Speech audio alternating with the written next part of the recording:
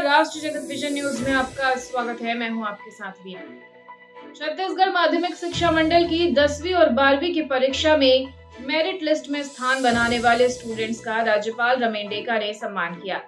सम्मान में स्टूडेंट्स को प्रोत्साहन राशि, मेडल और प्रतीक चिन्ह दिया गया।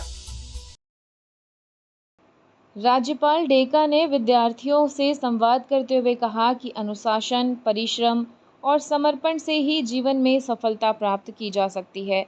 उन्होंने विद्यार्थियों से योग, ध्यान और खेलकूद गतिविधियों को भी जीवन का हिस्सा बनाने की अपील की। साथ ही माता-पिता और गुरुजनों का सम्मान करने की भी सीख दी। आपको बता दें कि कक्षा 10वीं की कुमारी साई संजना, नमन कुमार ठाकुर, केतन साहू, खुशबू सेन, पूर्वी साहू, महक, राम सोनी, नेहा चक्रधारी, काव्या वर्मा, दिव्या तिवारी और चित्रांश दिवांगन को सम्मानित किया।